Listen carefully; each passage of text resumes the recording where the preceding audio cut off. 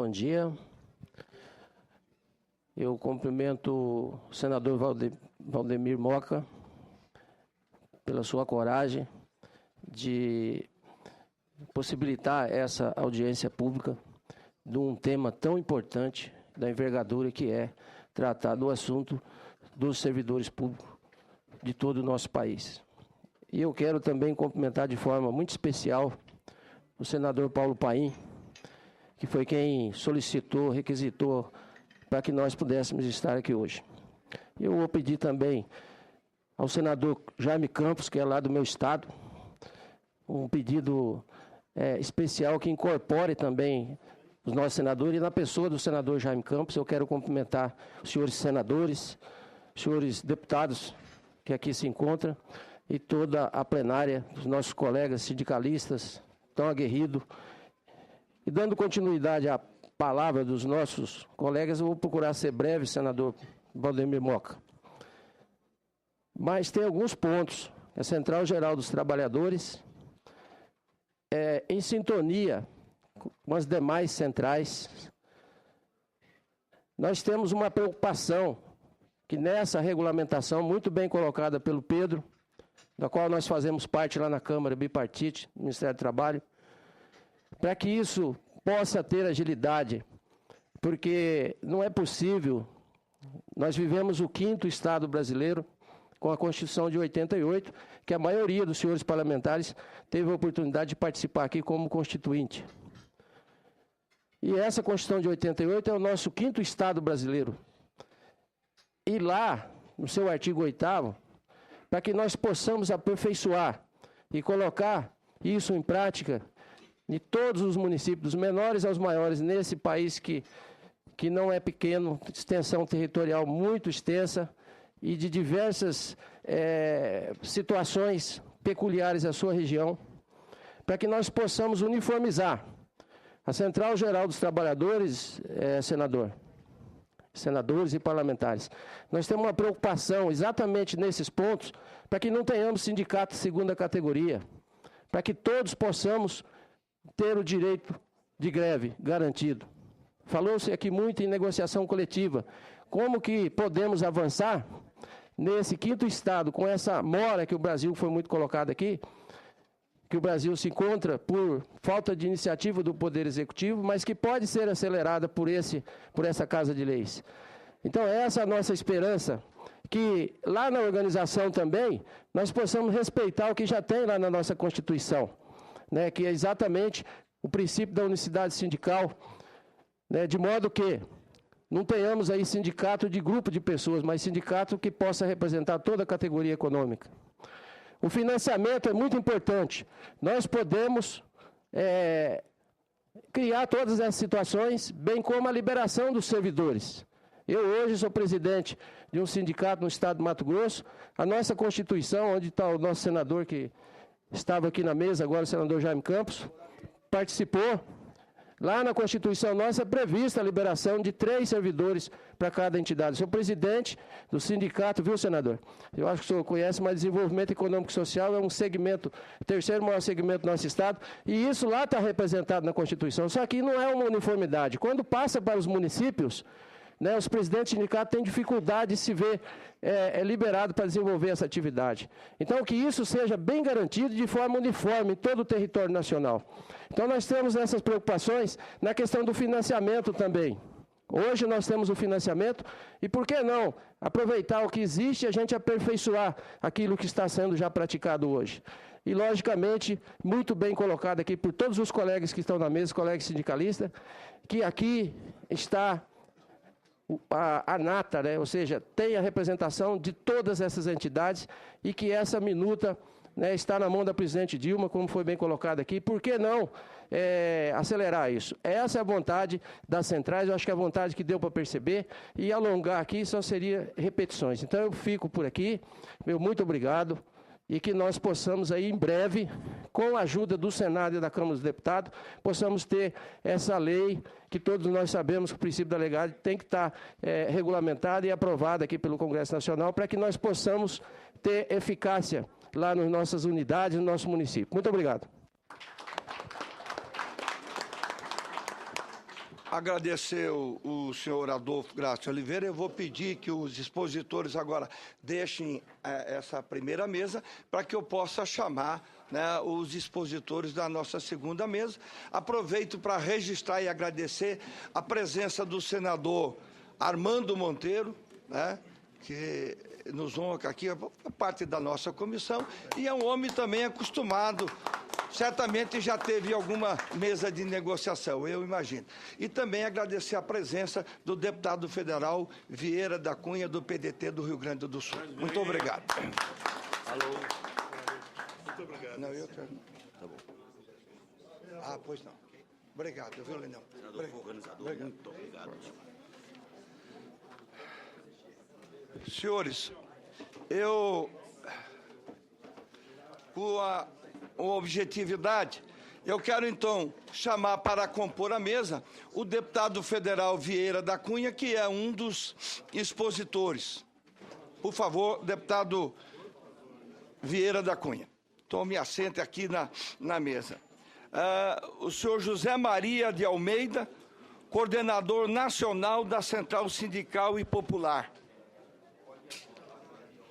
O senhor Aires Ribeiro, presidente da Federação dos Sindicatos dos Servidores e Funcionários Públicos, das Câmaras de Vereadores, fundações, autarquias, prefeituras municipais do Estado de São Paulo.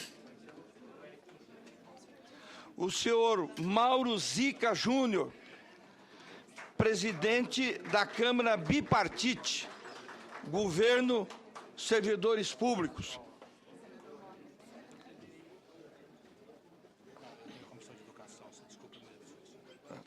Senhor Max Leno de Almeida, especialista em negociação do setor público do DIESE. Espero ter pronunciado corretamente o seu nome. Max Leno. O senhor Antônio Augusto Queiroz, representante do Departamento Intersindical de Assessoria Parlamentar, DIAP.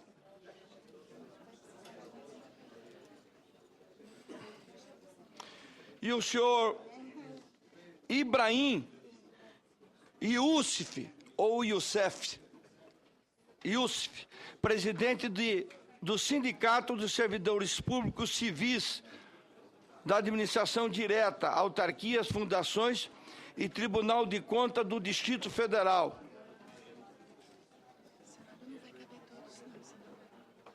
Não tem jeito.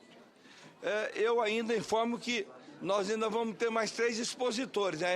Aí a questão é o espaço mesmo da mesa. Senhor presidente, só para informar que o Paulinho da Força Sindical, que é um líder sindical, presidente, também viria, mas ele não pôde vir e vai representar aí na última mesa o Milton Paixão. Só essa informação. Eu quero conceder a palavra ao deputado federal Vieira da Cunha. Deputado, nós aqui deliberamos no início que, em função do número de expositores, nós vamos reduzir para 5 minutos essa fala, né, para que a gente pudesse ouvir todos os representantes e aí ouvir essa concordância. Eu da mesma forma dos outros, eu sei que o tempo é pequeno, mas devo informá-lo. Então, com a palavra, o deputado federal Vieira da Cunha. A minha saudação a todos os participantes desta audiência pública. Quero agradecer o honroso convite que recebi do senador Valdemir Moca, presidente da Comissão de Seguridade do Senado da República. Quero aqui também reconhecer e elogiar a iniciativa do meu conterrâneo, senador da República pelo Rio Grande do Sul, Paulo Paim, sempre atento à luta sindical. Dizer que eu venho muito mais para me colocar à disposição dos colegas parlamentares e das lideranças sindicais para que a Convenção 151 possa finalmente surtir os seus efeitos no que diz respeito às suas disposições quanto aos avanços que, inegavelmente, ela significa para a luta dos trabalhadores no setor público no nosso país. Eu era presidente da Comissão de Relações Exteriores e Defesa Nacional da Câmara dos Deputados quando essa matéria foi objeto de debate. E imediatamente eu fiz questão de assumir a relatoria deste assunto por considerá-lo, e de fato ele é prioritário para a luta dos trabalhadores do Brasil. E na época nós conseguimos o apoio dos nossos colegas para dar ao tema a celeridade que ele necessita. Cumprimos a nossa etapa na Câmara, aprovamos a Convenção 151 e estamos todos na expectativa de que agora, com a sua regulamentação, ela possa surtir os seus efeitos no que diz respeito à liberdade da organização sindical e à própria negociação coletiva que se instaura em todos os níveis da federação, dos nossos municípios, nos estados e na União. E, de fato, é um assunto urgente, inadiável, é uma luta de todos aqueles que querem que os direitos dos trabalhadores, seja da iniciativa privada, seja do setor público, sejam respeitados. E eu, nesses 5 minutos de exposição inicial, eu apenas gostaria de lembrar aos participantes dessa audiência pública que hoje os mais elementares direitos dos trabalhadores do serviço público são descumpridos. E mesmo aqueles que constam na nossa lei maior, naquela que é o guia de todas as autoridades públicas, que é exatamente a nossa Constituição Federal. Eu mesmo, quando era deputado estadual no Rio Grande do Sul, tive que ingressar com uma ação no Judiciário para que esse dispositivo fosse cumprido, que é aquele que consta na parte final do inciso 10 do artigo 37.